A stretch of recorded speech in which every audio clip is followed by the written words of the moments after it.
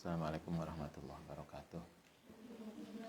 Mustafa Muhammadin sallallahu alaihi wasallam ila sunni wa dzurriyyati jalla syada syarhi jalaqatul muqarrabin khususan ila mu'allif hadzal kitab Imam Bukhari wa Imam Zabidi sallallahu alaihi wasallam khususan ila ba'ana wa ummatina wa jatina wa sallallahu masyayina khususan ila ma'adina asqiya malam talabidi masan lillahi ta'ala laumul fatihah.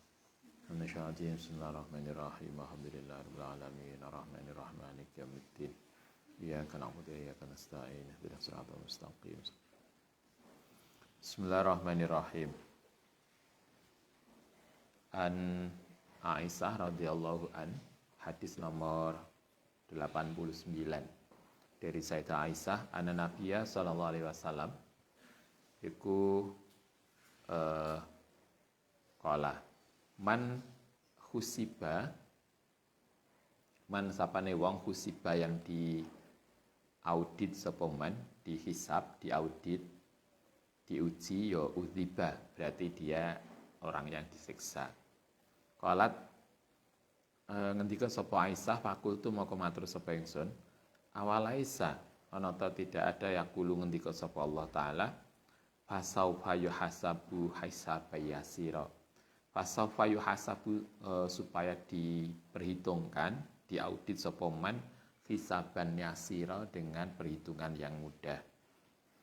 Qala ngendika sapa Aisyah faqala mongko dawuh sapa Nabi inama dzalika angin pesne utawi husiba iku al-ardu yang tampak al-ardu bentuknya walakin man tetapi ini sapane wong nukisa yang terkena sopoman al-hisaba ing perhitungan yalah yahlik berarti telah jatuh pada kerusakan. Nabi mengatakan siapapun yang nanti diperhitungkan kena hisab, kena audit di akhirat, maka sebetulnya dia mengalami sesuatu yang enggak enak. Kita masih ingat ada orang yang masuk surga tanpa hisab. Ada orang yang masuk neraka selamanya. Tapi di antara orang masuk surga tanpa hisab dan masuk neraka selamanya, itu ada orang-orang yang masuk surga tapi dengan hisab dulu. Ada yang masuk surga dengan diperhitungkan amalnya. Ada yang masuk surga, masuk neraka dulu. Nah, maka siapapun mereka yang diperhitungkan mengalami ujian, berarti sesungguhnya dia masih mengalami masalah. Yang enak itu kuliah tanpa skripsi. Misalnya kan, enak tuh sekarang program itu. Kalau Anda bisa kuliah langsung tanpa skripsi kan, itulah. Tapi kalau masih kuliah masih buat skripsi masih diuji, kan masih sumpek. Masih gak bisa turu malamnya dan macam-macam. Maka sebetulnya itu masih mengalami persoalan. Karena itu ketika sesuai dengan hadis ini, ada hadis lain yang bagus banget yang hadisnya banyak, kemudian ditafsiri oleh Al-Ghazali dengan cara yang bagus. Saya kira Anda masih ingat ada hadis satafriku ummati ala ihda wa sab'in, bahwa umat Islam itu akan terpecah menjadi 72 golongan lebih. Itu hadisnya terkenal. Hadis itu tidak tercatat dalam Bukhari Muslim. Sehingga dalam hadis ini enggak ada, karena Bukhari Muslim enggak mencatat. Hadis itu paling sahih dicatat oleh Imam At-Tirmidzi dengan redaksi siapa yang selamat adalah man ana alaihi wasabi. Kata Ghazali Anda bisa baca di dalam Fasut Tafriqah. Judulnya Ghazali itu Fasut Tafriqah. Kata Ghazali di dalam kitab itu dikatakan hadis tentang perpecahan umat Islam itu sangat banyak dan hadis itu saling bertentangan. Yang kalau Anda biasanya ikut pelatihan organisasi tertentu, mungkin di PMII atau apa, kadang itu hadis itu muncul. Satafriku ala ihda wa sab'in, kemudian salah satu yang selamat ada ahli sunnah wal jamaah. Al-Ghazali mengatakan hadis itu sangat banyak dan bertentangan. Yang satu mengatakan siapa yang selamat itu satu, yaitu ahli sunnah wal jamaah. Tapi ada hadis lain yang berbeda. Siapa yang selamat, semuanya selamat kecuali satu. Sehingga Al-Ghazali kemudian menyimpulkan kesimpulannya adalah dari sekian hadis yang beragam, itu kesimpulannya adalah bahwa yang selamat tanpa hisab, masuk surga tanpa hisab, itu hanya satu golongan. Sementara siapa yang jatuh ke neraka, selamanya di neraka, itu hanya satu golongan. Sehingga yang satu golongan masuk neraka, yang satu golongan masuk surga tanpa hisab. Di antara 70 golongan tadi, tengah-tengah itu ada yang masuk surga dengan hisab dulu. Masuk surga tapi dengan neraka dulu. Sehingga siapapun yang masuk surga masih harus masuk neraka dulu atau masuk surga dengan dihisab dulu, maka berarti dia tidak termasuk orang yang selamat benar. Artinya dia masih mengalami persoalan. Nah, ini sesuai dengan hadis ini. Sayyidah Aisyah mengatakan siapapun yang nanti di akhirat itu masih mengalami kendala, masih mengalami perhitungan, maka sesungguhnya dia tidak bisa dikatakan orang yang selamat dengan sebenarnya. Selamat yang sebenarnya adalah ketika kita masuk surga bypass. Orang yang beruntung sesungguhnya adalah orang yang kuliah tanpa ujian, kuliah ada UAS, enggak, nilai sudah metu tanpa UAS, ada skripsi, enggak, langsung ijazah keluar. Itulah paling mudah. Dan sekarang kayaknya mendukung itu. Ada belajar merdeka, merdeka belajar. Kemudian ada bebas buat skripsi sepanjang kita bisa menulis jurnal dengan baik. An-Nabi Suraid radhiyallahu an qala, sami itu mendengar sapa ingsun Rasulullah sallallahu alaihi wasallam al-ghad suatu pagi min yaumil fathi, pada hari pembukaan kota Mekah. Berarti tahun berapa itu? Tahun Fathul Mekah tahun berapa? 10 ya? 10 atau 9 Hijriah. Nanti dilihat. Yakulung halingan dika sapa Nabi kaulan ing sebuah ucapan sami'athu kang mendengar hu ing kaul apa udhunaya kedua telingaku, bawaahu lan menerima sapa ingsun, memahami hu ing kaulun apa qalbi hatiku, wa absarathu lan melihat sapa ingsun hu ing ucapan aina apa ainaya kedua mataku, hinata kalama nalikane menyampaikan sapa Nabi bi kelan kaul. Kata Surat, suatu hari pada masa pembukaan kota Mekah, saya mendengar sendiri, saya melihat sendiri, saya memahami sendiri apa yang diucapkan Nabi. Nabi mengucapkan ini, Hamidah memuji sapa Nabi Allah ing Allahu asna lan tegese memuji alih ngatasi Allah. Sumakola kemudian dawuh sapa Nabi pas Fathul Makkah, inama katas dunia Makkah iku haromaha, mengharamkan hak ing Mekah sapa Allah. Walam yuharimuha, tetapi ini tidak memuliakan hak ing Mekah sapa nasu. Bentuk kemuliaan, bentuk oleh Allah memuliakan Mekah itu apa? Satu, fala yahilu, mongko tidak halal limriin, untuk seseorang yu'minu billah wa yaumil akhir, ayasfika, ayat menumpahkan biya ana ing Mekah daman ing darah. Salah satu bukti, salah satu tanda Allah memuliakan Mekah adalah satu, tidak boleh ada peperangan dan pembunuhan di Mekah. Kalau di Saudi itu kan ada hukuman rajam atau hukuman pancung ya, kalau orang penjahat besar. Maka biasanya itu ada, seingat saya dulu pernah diajak ke sebuah masjid yang tempat hukuman, dan itu di luar kota Mekah.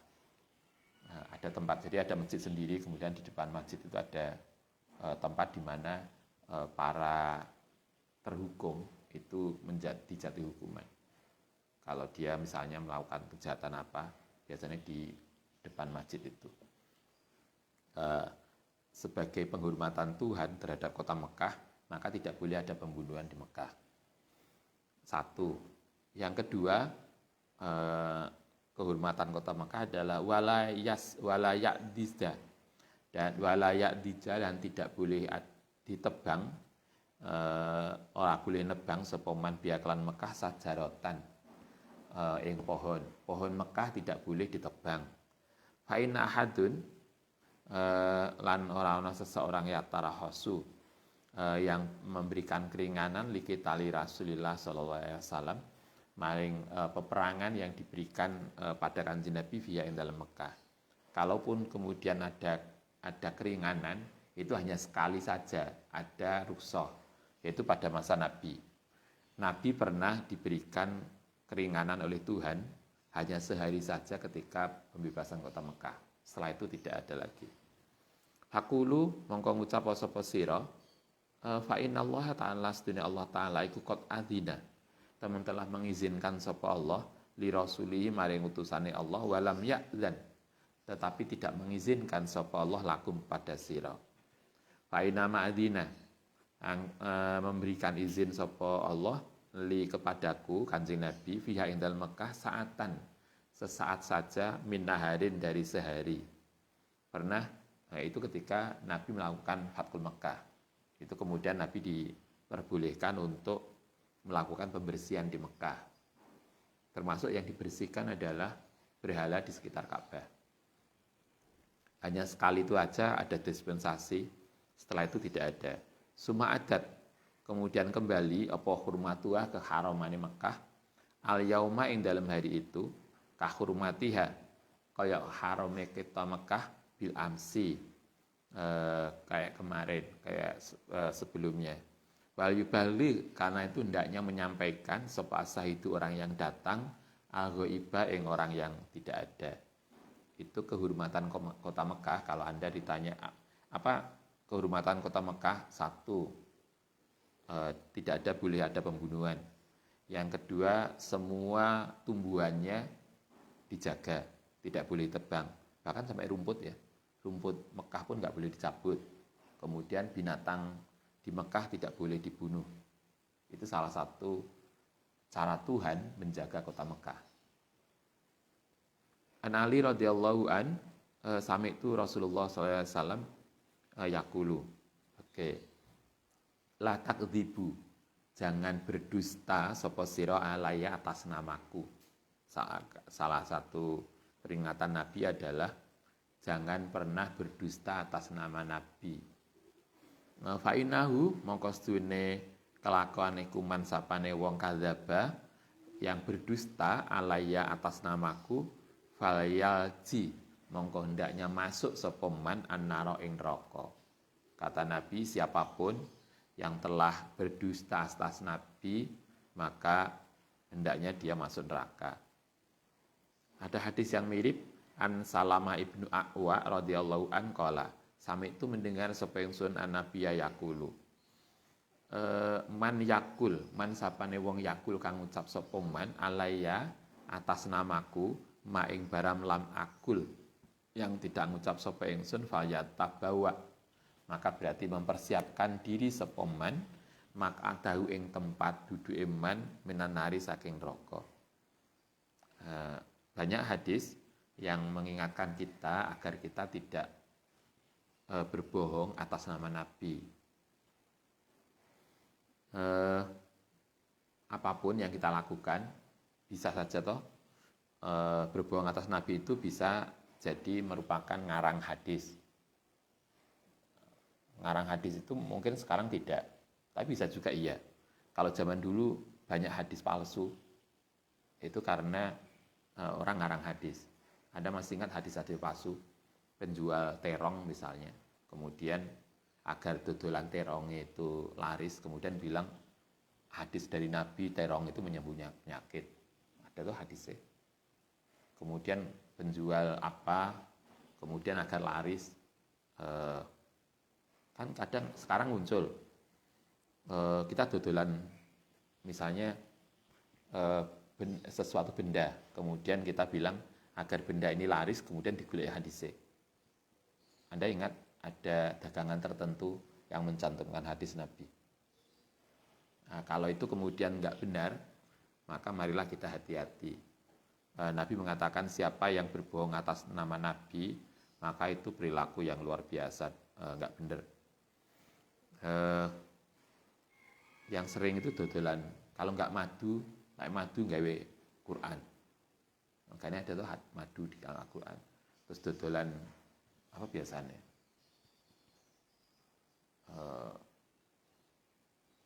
Ada barang dagangan tertentu yang Ustadz pernah lihat, itu kemudian dibungkusnya itu mencantumkan hadis Nabi yang menunjukkan bahwa barang itu salah satu yang disukai Nabi. Ya, yang lain kurma apa itu namanya, jenis tertentu, kemudian labelnya bahwa kurma ini disukai Nabi. Nah, ya kalau jualan ya jualan aja deh, nggak usah kemudian membawa Nabi dan seterusnya, karena kita khawatir ya lah bener. Nah, kalau kemudian itu hanya untuk konteks nafsu kita biar laris, maka itu sungguh sesuatu yang sangat tidak tepat. Nabi mengingatkan dalam 2 hadis di sini. Ini dalam Bukhari tercatat di dalam hadis nomor 106 dan 109. Jangan pernah berdusta atas nama Nabi. Yang beberapa waktu yang lalu masih ingat ada orang yang kemudian berdusta mimpi ketemu Nabi. Ternyata setelah banyak netizen mengkoreksi, ternyata dia mengatakan itu hanya untuk memotivasi orang. Coba, itu kan luar biasa beraninya. Dia mengaku pada sesuatu yang tidak benar yang dikaitkan dengan Nabi. An Abi Hurairah radhiyallahu anin Nabi alaihi wasallam qala, tasamu nggaweon nama sapa sira bi ismi. Ini terkait dengan etika membuat nama. Kalau kita membuat nama, kalau Anda mempunyai nama, punya anak, kemudian dikasih nama, kata Nabi, silakan kita menggunakan nama Nabi. Nama Nabi kan banyak, lebih dari 100 toh. Ada, saya kira Anda bisa lihat dalam kalau Tuhan ternyata punya Asmaul Husna, 99 nama bagus.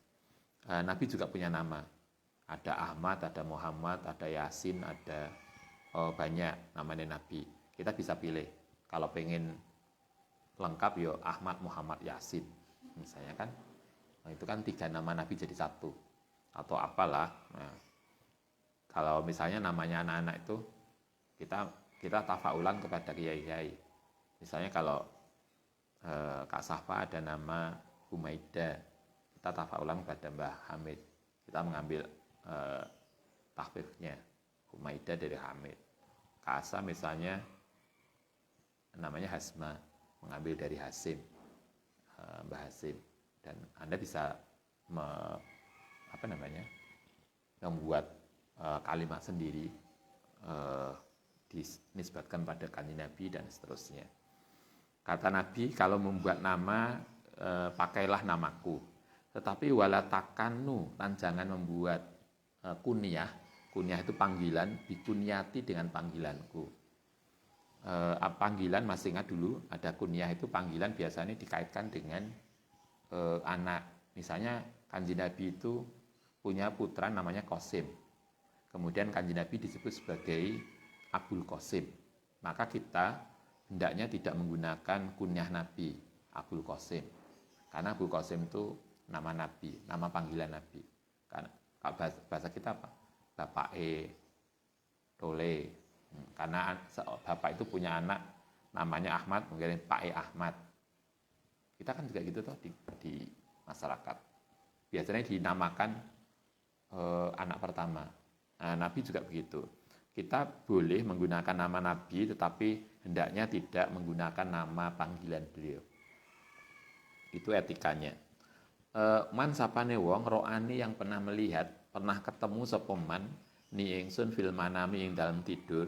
Artinya siapa yang pernah mimpi ketemu Nabi, faqat ro'ani, berarti teman-teman melihat sapa man ni ingsun. Siapa yang pernah mimpi ketemu Nabi, berarti mimpinya itu benar.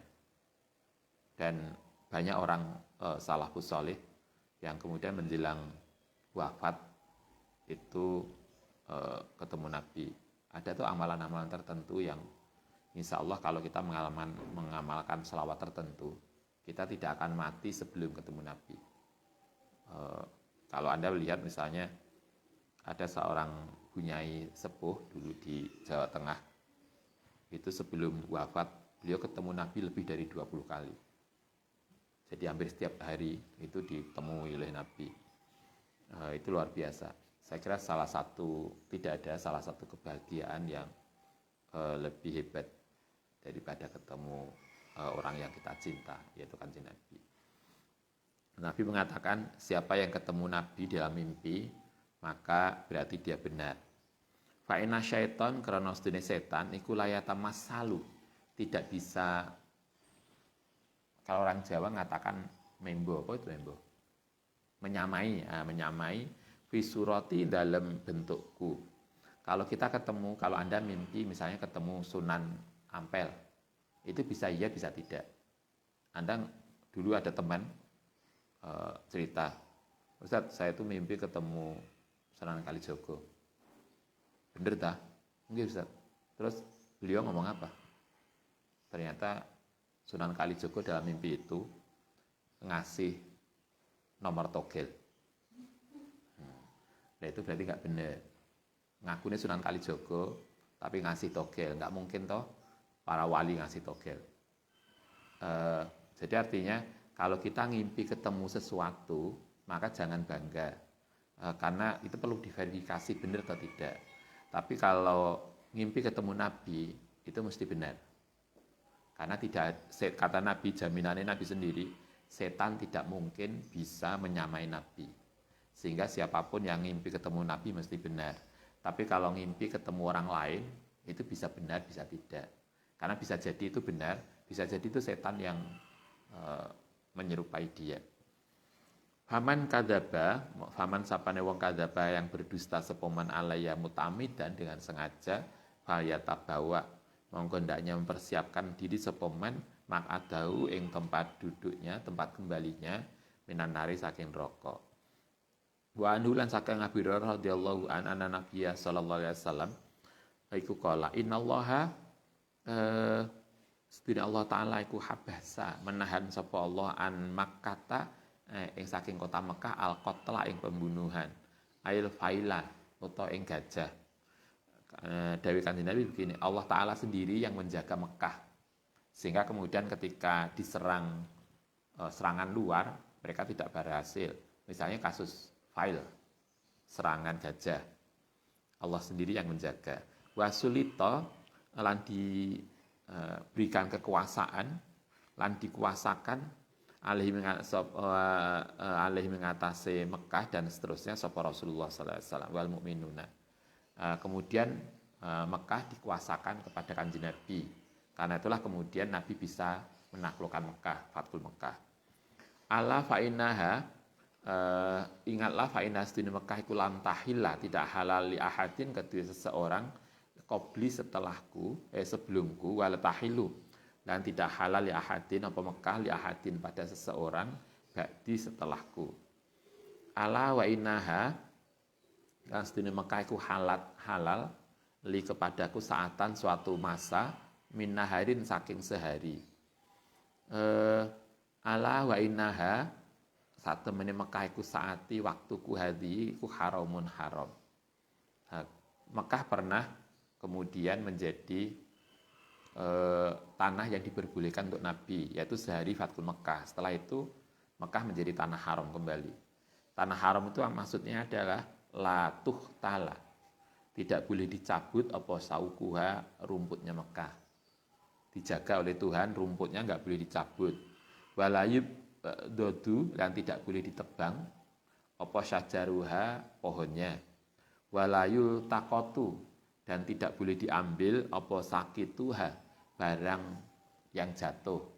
Kalau Anda menemukan sesuatu jatuh di Mekah, maka tidak boleh diambil. Diambil untuk dimiliki.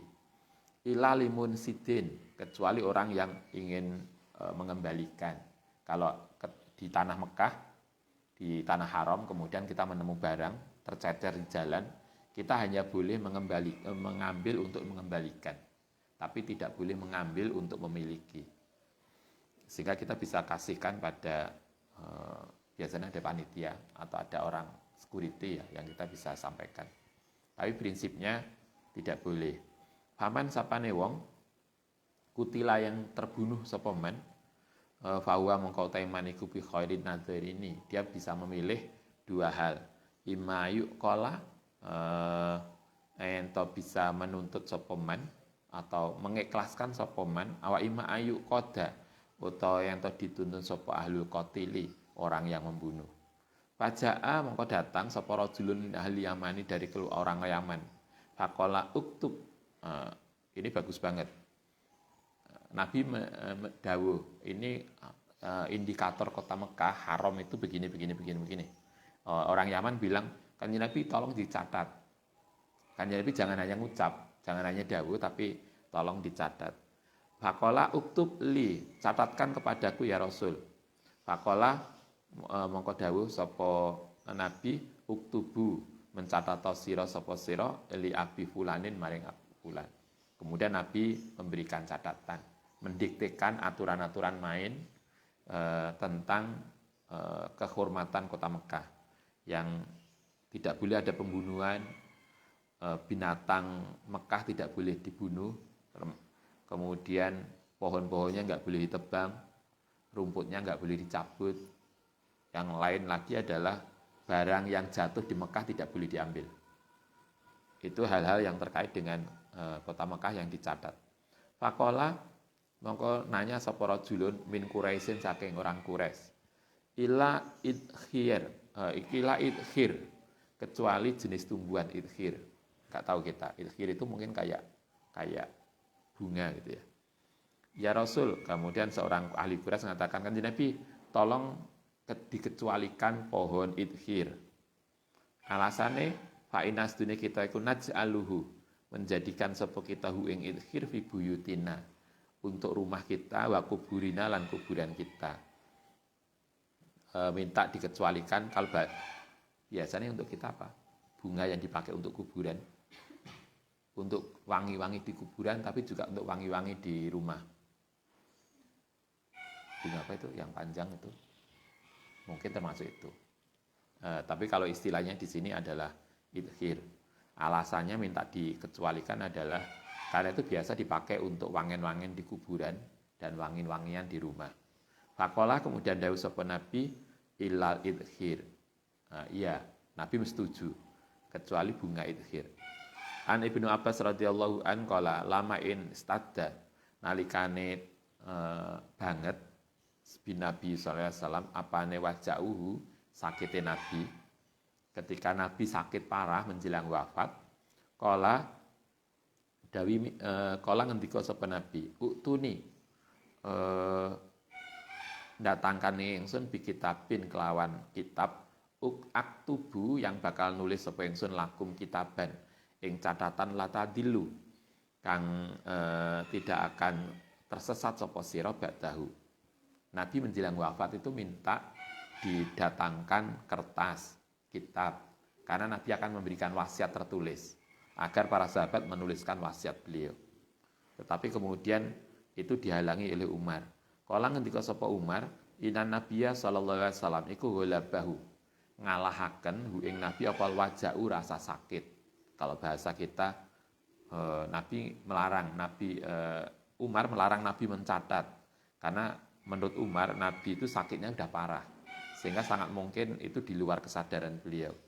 Wa indana lan di sisi kita kitabun ono kitab hasbuna cukuplah untuk kita. Kita sudah punya Al-Qur'an, enggak usah ada catatan lain. Fahtalafu kemudian berbeda pendapat wa kasuro lan menjadi banyak apa allaghatu pertengkaran. Kalau bahasa kita rame lah. Para sahabat itu rame di sekitar Nabi. Padahal ketika itu Nabi lagi sakit menjelang wafat. Mendengar Umar dan sahabat yang lain itu debat di sisi Nabi, Nabi rupanya enggak suka. Kemudian Nabi mengatakan kumu ani, pergilah. Layam bagi, tidak patut di sisiku apa tanazuk pertengkaran. Kalian tidak patut tengkar di sampingku. Inilah yang kemudian salah satu hadis ini menjadi salah satu hadis yang diperdebatkan antara Sunni dan Syiah. Hadis ini kemudian menjadi salah satu sasaran di mana Umar dikritik oleh orang Syiah. Karena Umar telah melarang Nabi untuk mencatatkan wasiat terakhirnya. Hadis ini memang benar. Umar melarang Nabi untuk memberikan catatan. Kemudian kalau dalam tradisi Syiah didiskusikan apa catatan terakhir yang akan ditulis oleh Nabi. Itu panjang hadisnya. Kalau di sini hanya dicatatkan Nabi oleh Umar dihalangi untuk memberikan catatan terakhir. Kalau bahasa kita sesungguhnya ini mengajarkan kita, Nabi mengajarkan kita, kalau kita ingin wasiat menjelang orang tua, kalau orang tua kita mau wafat, mau membuat wasiat, hendaknya lebih bagus dicatat. Jadi nggak ada wasiat lisan. Karena kalau lisan itu lupa. Begitu juga nggak ada bukti toh, nggak ada bukti tertulis. Nanti ribut antara saudara. Apa buktinya bahwa abah kita itu pernah wasiat ini? Karena itu lebih baik orang tua kalau melakukan sesuatu tercatat dengan baik, sehingga ada bukti tertulisnya.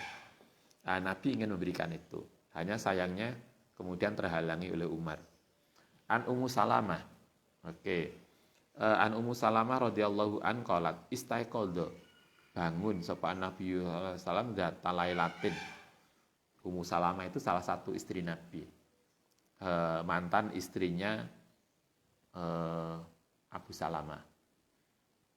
Setelah suaminya wafat, kemudian Ummu Salamah dinikahi oleh Nabi. Suatu ketika, kata Ummu Salamah, Nabi itu malam-malam bangun.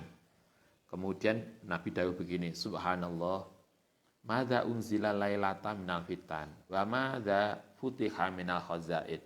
Madza apa unzila diturunkan alailata ing dalam waktu malam minal fitani saking fitnah. Wa madza lan ing apa futiha dibuka minal haza ini saking gudang khazanah.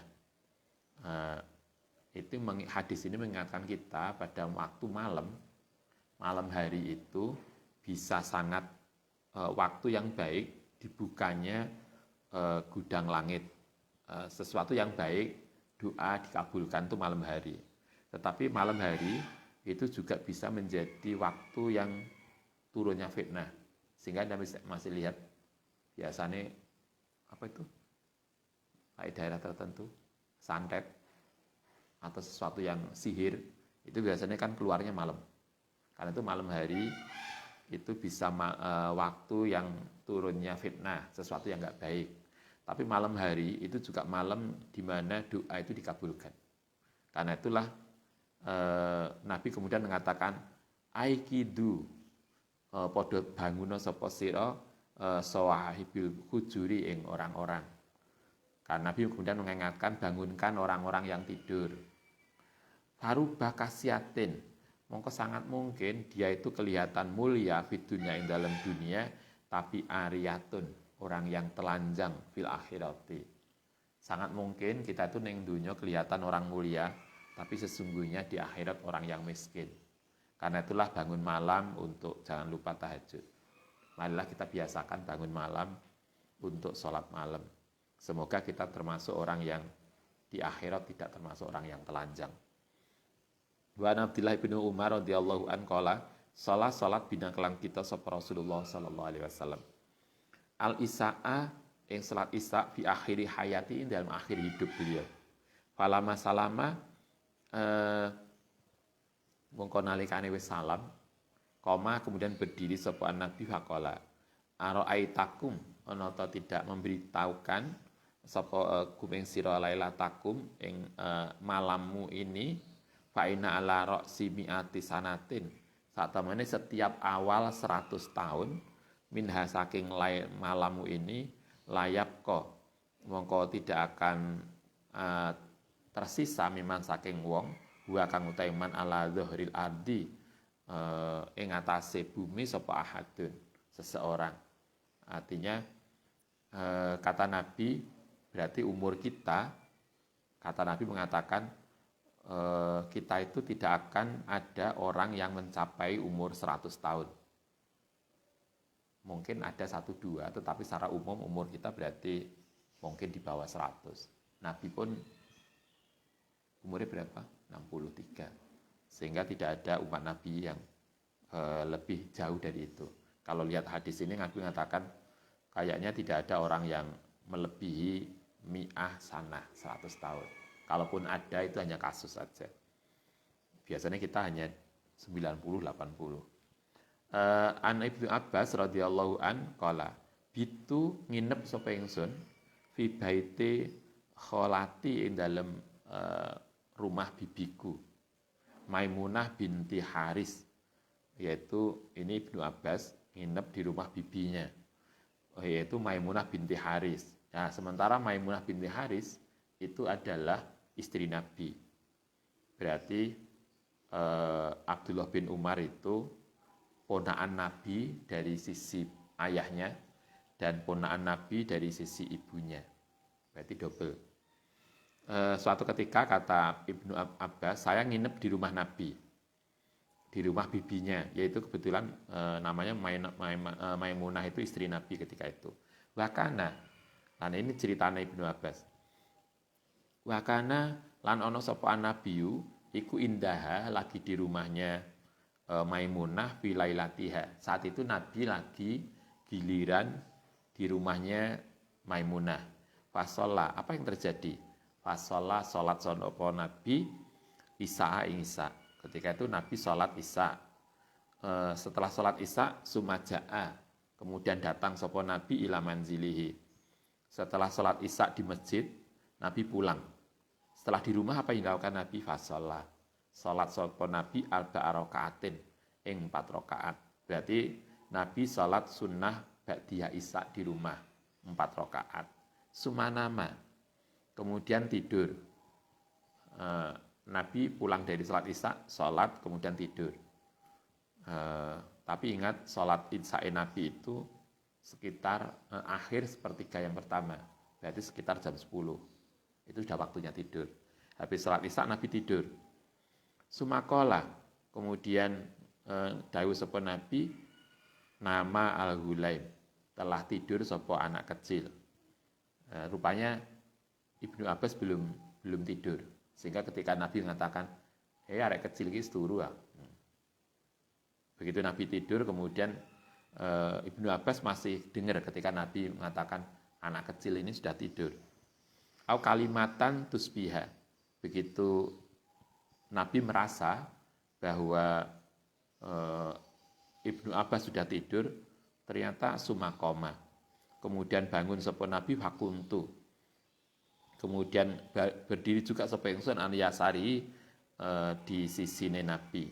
Baca alani mongko menjadikan sapa Nabi ingsun an yaminihi.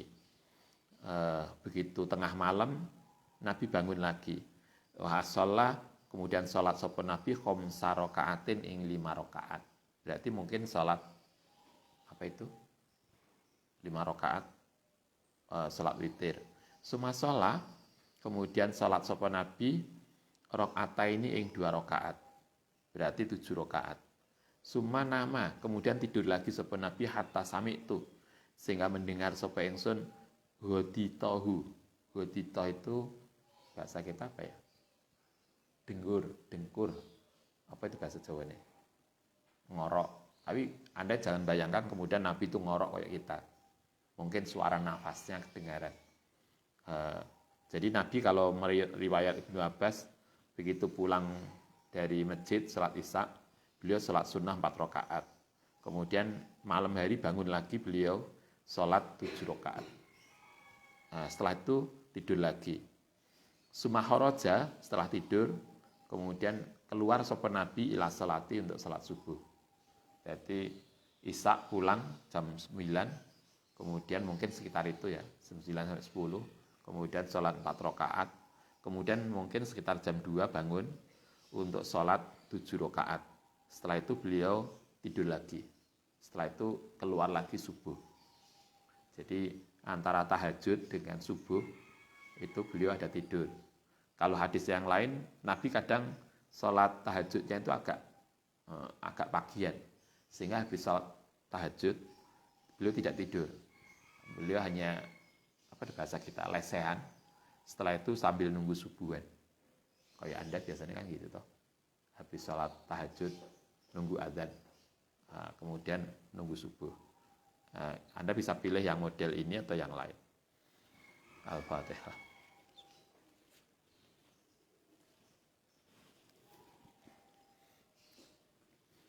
Rabbana fa'na bima 'allamtana rabbi 'allimna ladzi fa'una rabbi faqihna wa faqih alana wa qarabati lana bitinina Rabbana fa'na bima 'allamtana rabbi.